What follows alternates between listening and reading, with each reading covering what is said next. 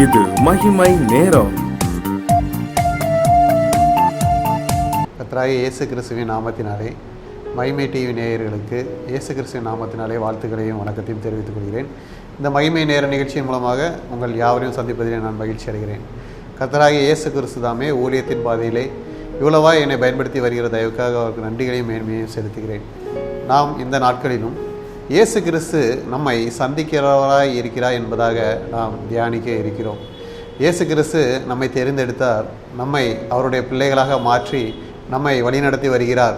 பல்வேறு சூழ்நிலைகளிலே நமக்கு படுகிற தேவைகள் மற்றும் நம்மளுடைய பாடுகள் உபத்திரவங்கள் மத்தியிலே அவர் நம்மை சந்தித்து நமக்கு ஆறுதல் தருகிறவராக இருக்கிறார். எந்தெந்த காரியங்களிலே நமக்கு ஆறுதல் தேவையோ, நமக்கு விடுதலை தேவையோ, அந்த சூழ்நிலையிலே அவர் நம்மை சந்திக்கிறவராக இருக்கிறார். அப்படியாக அவர் சந்தித்து அந்த காரியத்திலே நமக்கு ஜெயத்தை தருவார், விடுதலை தந்து நம்மை வழி நடத்துவார். அவருடைய பிள்ளைகளாக இருக்கிற நாம் கெட்டு போகாமல் மறுபடியும் அவர் அன்றைக்கு திரும்பி வரும்படியாக அவர் நம்மை சந்திக்க விரும்புகிறார். இயேசு சந்திக்கக்கூடிய காரியங்களை பற்றி தியானிப்போம்.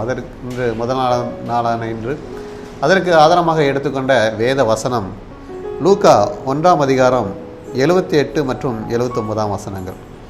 அந்தகாரத்திலும் மரண இருளிலும் உட்கார்ந்திருக்கிறவர்களுக்கு வெளிச்சம் தரவும், நம்முடைய கால்களை சமாதானத்தின் வழியிலே நடத்தவும், இரக்கத்தினாலே உன்னதத்திலிருந்து தோன்றிய அருணோதயம் நம்மை சந்தித்திருக்கிறது என்று வாசிக்கிறோம்.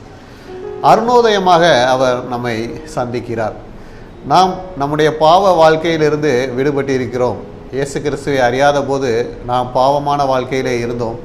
நம்முடைய வாழ்க்கை ஒரு இருளான ஒரு வாழ்க்கையாக இருந்தது. அந்த இருளின் அந்தகாரத்தினால் நாம் நம்முடைய வாழ்க்கையிலே செவ்வையான வழியில் நடக்க முடியாமல், அந்த இருளின் ஆதிக்கம் நம்முடைய பாவ வாழ்க்கையை விட்டு நம்மை மனம் திரும்ப செய்யாமல் நாம் இருளிலே இருந்து நம்முடைய வாழ்க்கையை நாம் அழித்து கொண்டிருந்தோம். நாம் செய்வதறியாது திகைத்து கொண்டிருந்தோம். நம்முடைய பாவங்களில் இருந்து எப்படி விடுதலை பெறுவது என்று நாம் தவித்து கொண்டிருந்த சூழ்நிலையிலே இயேசு தாமே மனித உருவம் எடுத்து அவருடைய சரீரத்தால் அவர் இரத்தத்தை சிந்தி நம்மை மறுபடியுமாக பாவம் இல்லாதவர்களாக மாற்றி இருக்கிறார்.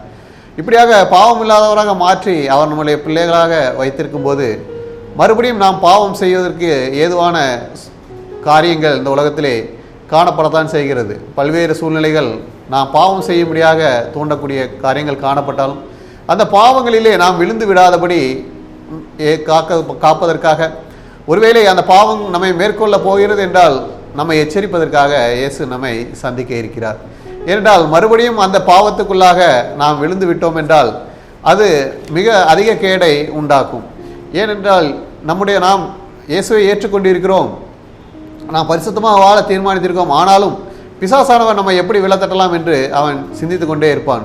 அவனுக்கு அந்த கார சக்தி அவனிடத்திலே காணப்படுகிறது. நாம் இயேசுவை விட்டு வழி விலகுகிறோம் என்றால் அந்த அவனுடைய அந்தகாரத்திலே நாம் விழுந்து விடுவோம். வேத வசனத்திலே நாம் எப்படியாக அந்தகாரத்திலே நாம் மாட்டிக்கொள்கிறோம் என்று பார்க்கும்போது சங்கீதம் 107ஆம் அதிகாரம் 10 மற்றும் 11 வசனம், தேவனுடைய வார்த்தைகளுக்கு விரோதமாய் கலகம் பண்ணி உன்னதமானவருடைய ஆலோசனை அசட்டை பண்ணினவர்கள் அந்தகாரத்திலும் மரண இருளிலும் வைக்கப்பட்டு ஒடுக்கத்திலும் இரும்பிலும் கட்டுண்டு கிடந்தார்கள் என்று பார்க்கிறோம். பாவம் செய்கிறோம் என்றால் நாம் இரும்பிலும் ஒடுக்கத்திலும் வைக்கப்பட்டிருக்கோம், இரும்பிலே கட்டப்பட்டவர்களாக காணப்படுகிறோம். அவ்வளவாக சாத்தான் நம்மை பாவத்திலிருந்து விடுபடாத அளவுக்கு இரும்பை வைத்து கட்டியது போல நம்மை கட்டி வைத்து விடுவான். இது போன்ற பாவத்திலே தான் நாம் இருந்தோம். மறுபடியும் நாம் பாவத்திலே விழும்போது இந்த இரும்பு பிடியிலிருந்து நாம் தப்பிக்கொள்ள முடியாது. எனவே நாம் ஒன்றை தெரிந்து கொள்ள வேண்டும், மறுபடியும் அந்த அந்தகாரத்திலே விழுவதற்கு ஏதுவான வாய்ப்புகள் இருந்தாலும் நம்ம இடத்திலே காணப்பட்டாலும் நாம் தேவனை நோக்கி பார்க்க வேண்டும். அந்த அருணோதயமாக அவர் நம்மை சந்தித்து உலகத்தின் அனைத்து மக்களுக்கும் எவ்வாறு மீட்பை கொடுத்தாரோ, பாவத்திலிருந்து விடுதலை கொடுத்தாரோ, அதே போல தான் நம்மை கொடுத்திருக்கிறார். எனவே எந்த பாவ சூழ்நிலையிலும் அதை மேற்கொள்ள வேண்டும் என்றால் நாம் இயேசுவை சார்ந்து நிற்க வேண்டும். இயேசுவை சார்ந்து நில்லாமல் நாம் வெளியே செல்லும் போது, நாம் பாவத்துக்கு ஏதுவாக தீவிரிக்கும் போது அவருடைய கரம் அவர் வந்து நம்மை சந்திப்பார். இப்படி நாம் எப்படியாக அவருடைய வசனங்களை மீறி பாவம் செய்கிறோம் என்றால் அவருடைய வார்த்தைகளுக்கு செவி கொடுக்காமல் செய்து விடுகிறார் சாத்தானுடைய தந்திரங்கள். தேவனுடைய வசனத்திலே நாம் தியானமாக இருக்கும்போது அந்த வசனம் நமக்கு வழிகாட்டும். வேதமே வெளிச்சம் என்று சொல்லப்பட்டிருக்கிறது. நாம் வேத வசனத்திலே நாம் தியானமாக இருந்து அதை கை கொண்டிருக்கும்போது பாவம் நம்மை மேற்கொள்ள முடியாது. அந்த வேதத்தை நாம் சற்று அசட்டை செய்துவிட்டு நாம் அதை தியானிப்பதை நாம் மறந்து நம்முடைய தியான நேரங்களை குறைக்கும் போது, நம்முடைய ஜெப நேரங்களை குறைக்கும் போது பாவம் நம்மை மேற்கொள்ள தொடங்கிவிடும்.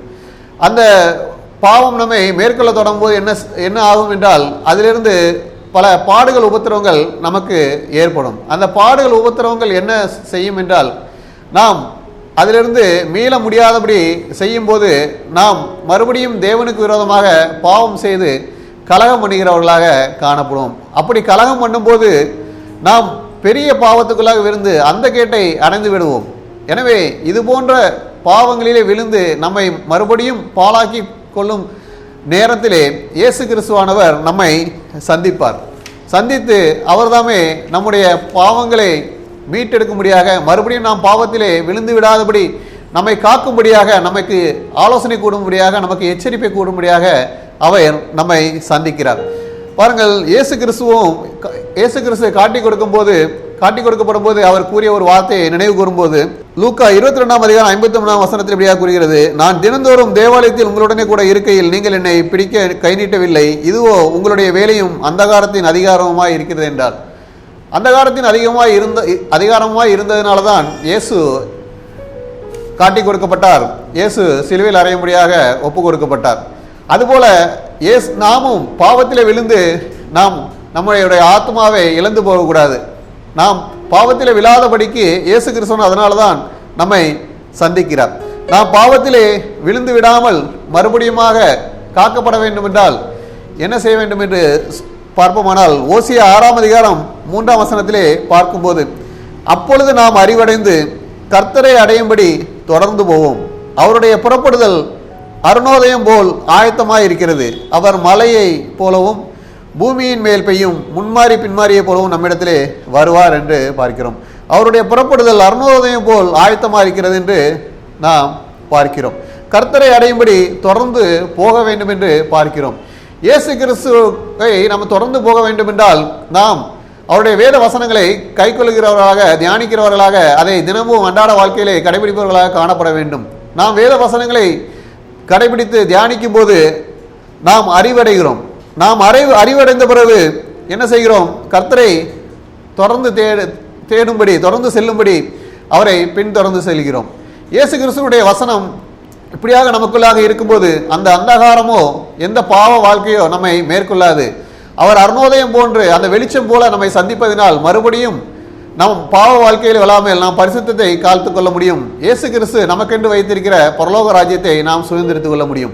எனவே நம்முடைய வாழ்க்கையிலே நாம் எப்படியாக இருக்கிறோம் என்பதை சிந்தித்து பார்க்க வேண்டும்.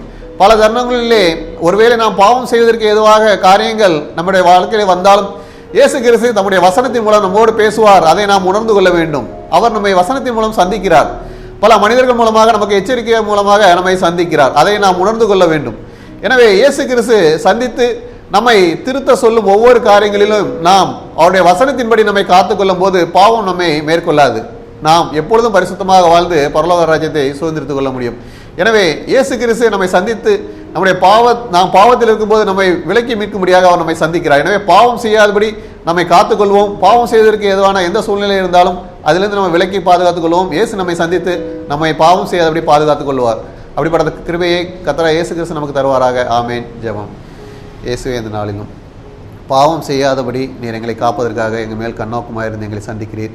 எந்த பாவத்திനും நாங்கள் விழுந்து விடாதபடி, பாவத்துக்கு ஏதுவான எந்த சாதகமான சூழ்நிலை இருந்தாலும் அதிலே நாங்கள் விழுந்து விடாதபடி எங்களை சந்தித்து எங்களை வழி தப்பி நடக்க செய்ய வேண்டுமா? இயேசு கிறிஸ்து மூலம் ஜெபிக்கிறோம் நல்ல பிதாவே. ஆமென்.